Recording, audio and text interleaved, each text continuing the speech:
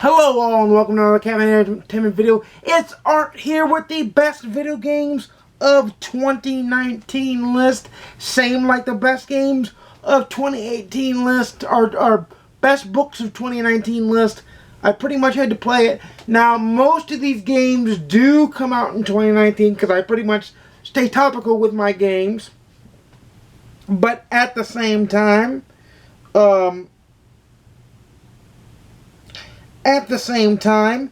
there are two on here that did come out in late 2018 that will be mentioned. And I do have two honorable mentions. Let me go with those first. Two that I wanted to mention but did not make the list. That is a game I'm working through right now and close to finishing. Death Stranding by Hideo Kojima, that game. I know for some people it was a lot of a walking simulator and taking packages back and forth, kind of like a package delivery person via FedEx or UPS style. But for me, and I intend on doing a Death Stranding review on the channel as well, but for me, it was a very much a relaxing, low-tempo game that was very, very good for what it was. Because I knew exactly what it was. It was a pick up and play for a little while and put down for a little while game. You'll have to pardon the dogs for barking. I've done all I can do on that front. The second honorable mention game is Star Wars Jedi Fallen Order. I've already done a review for this on the channel. I loved this game. I loved playing through it. It's the game that makes you feel most like a Jedi. However, it did not make this list because it was too buggy. It was too buggy, and the difficulty level did not factor in, but it was too buggy, and the collectathon you need to get the platinum, and the pain and the arduous nature of that is another reason why this also did not make the platinum. Now, just like in the best books of 2019, these are just a number of 10, but I am going to go in ascending order. Going to start with 10 and go up to 1 because 1 was my favorite game of the year. But 10 was Dragon Quest Builders 2. Technically came out in December 2018, I know, but I played it mostly in 2019, and it was amazing. A great follow-up to Dragon Quest Builders 1. I have it on the PS4. It makes me want to buy it for the Nintendo Switch to play through it again and to enjoy it again. But I will probably refrain from doing so. Or at least I have refrained yet because it hasn't gotten down to a price level where I feel comfortable of buying it again and playing through it again. The next book is the only PC exclusive game on this list, and it's Magic the Gathering Arena. Also came out in late 2018, but I started playing it in 2019/2020. I still play it to this day. It is the most well depicted and well thought out. It is the definitive Magic the Gathering card game experience on a computer. You get a full collection. You build decks. You play against people online. You play in tournaments, sealed, draft, and constructed, and you can join the professional ranks if you are so good enough, or if you get good enough.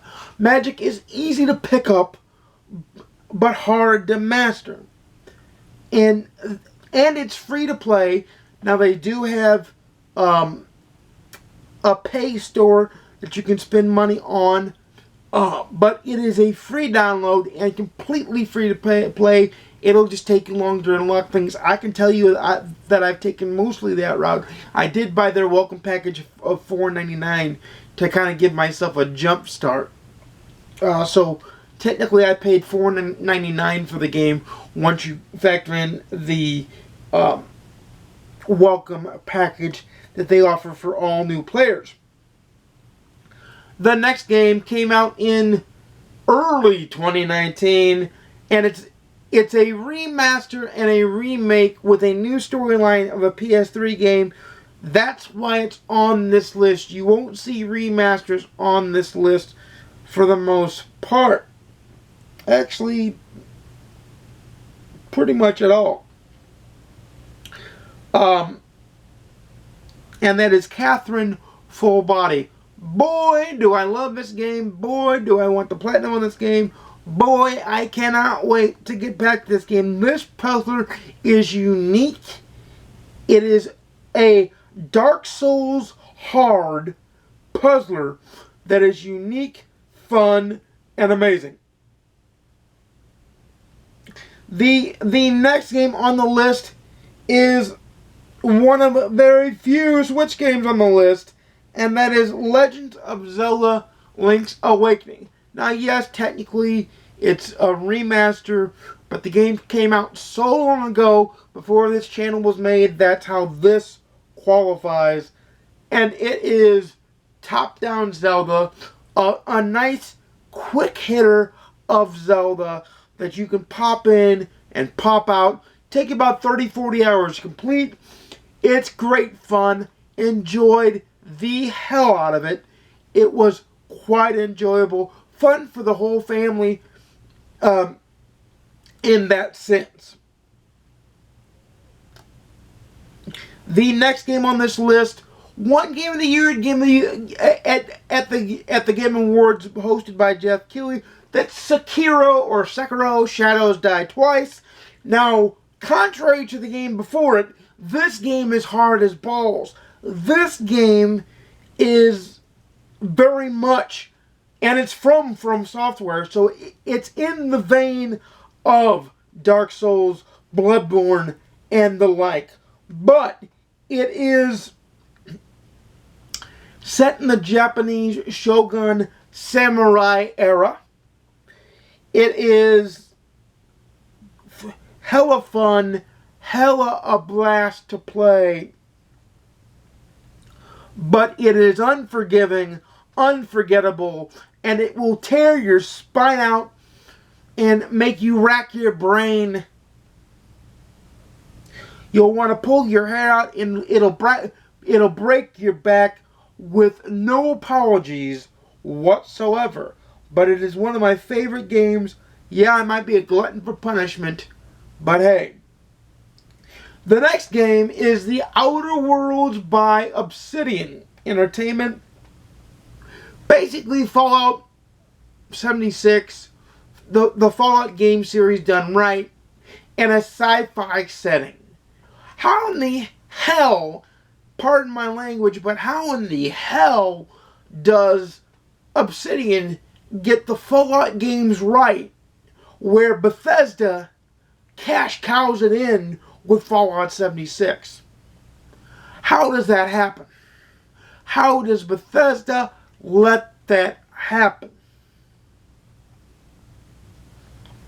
I couldn't tell you, but it happened. This is a game that should not be missed. It is entirely a single-player experience, and enjoy the hell out of it, people. It is about 100 plus hours. It's amazing. You will love it. You will not regret playing this game. It's amazing. I'm playing through it right now. Still playing through it right now because, like I said, it's a long game. And it's not without its own fault. But its faults are way less than its most comparable competitor. So it gets a Game of the Year position.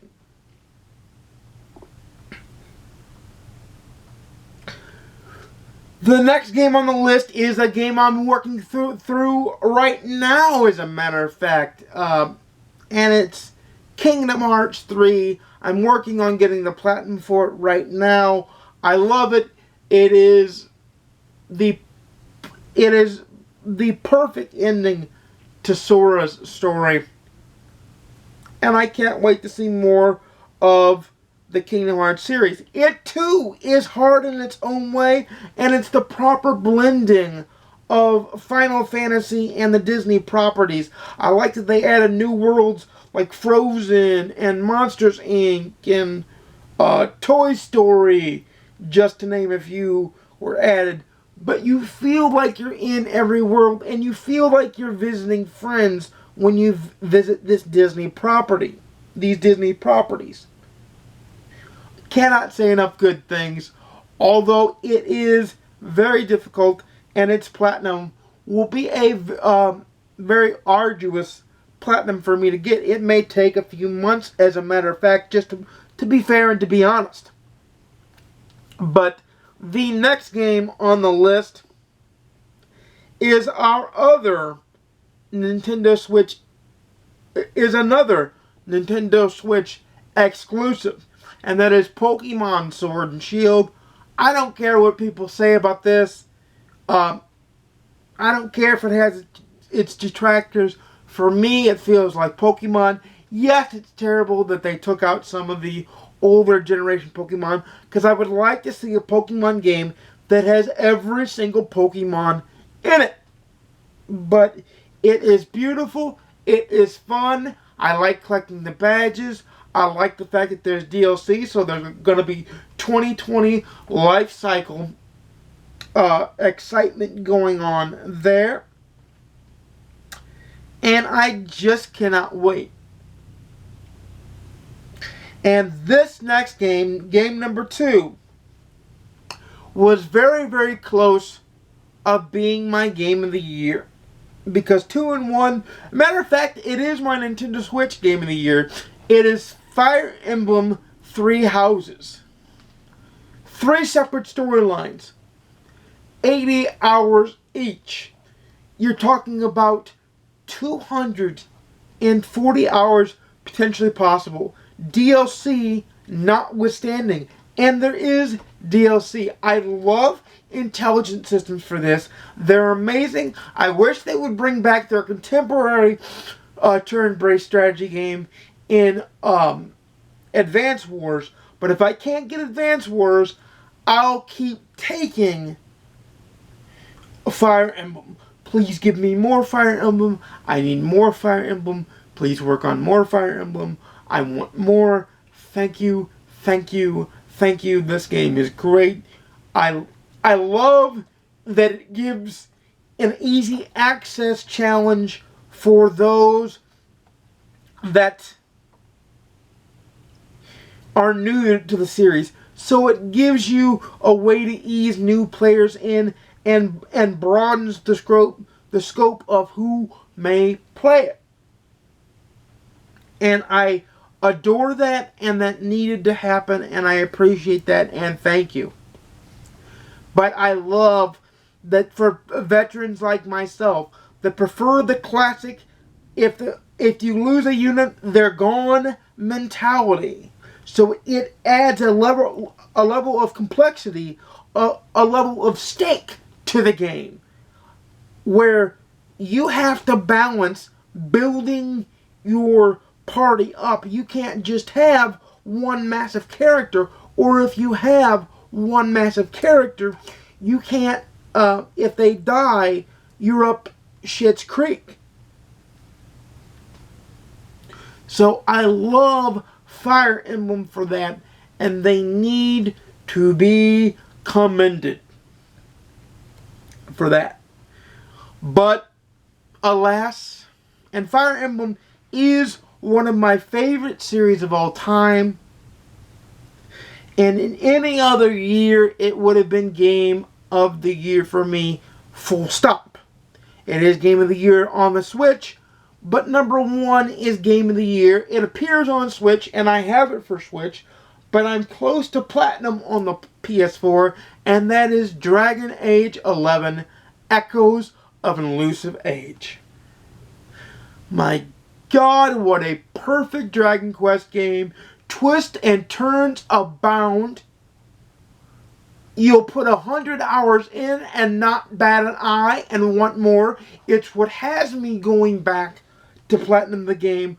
Unlike Jedi Fallen Order, this game invites you in to see every nook, cranny, and crevice that this game can. Every stone must be and will be overturned and looked under for the game.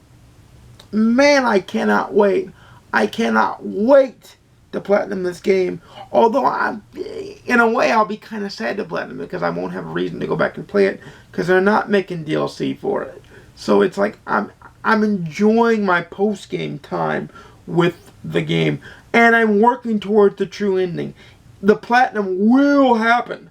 That much I can guarantee because I got my buddy pushing me to finish the game, which I appreciate very much. And if you watch this, you know who you are. I'll just call him Easy A.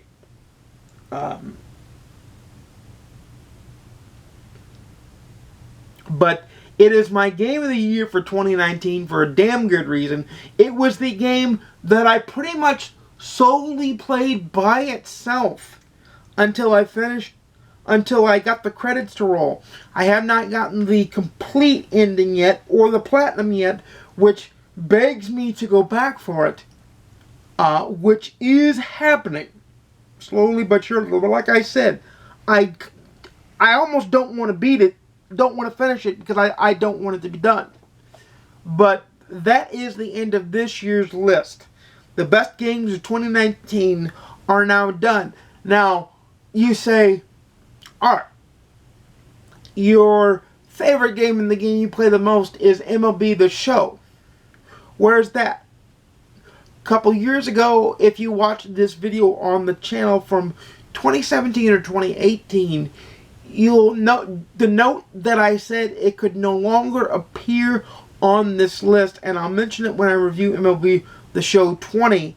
It no longer appears on this list because it is in the Caffeinated Entertainment Games Hall of Fame. Because otherwise, it would take the #1 spot every single year without fail. Even this year, even with Dragon Quest being out. So I like the fact that I can give #1 to the best game that I played that year other than The Show. So that's why The Show isn't on here. But with that said, you know I make videos every Monday, Wednesday, and Saturday at 12:30 p.m. Central, 10:30 a.m. Pacific, 1:30 p.m. Eastern. Please like, comment, subscribe. If you want to see more, please ding the notification bell to be notified when I upload a video if YouTube is working that day. We all know how YouTube is. But until next time, for the worst, or for my least favorite books of 2019, happy gaming, everybody. I'll see you again soon. And peace.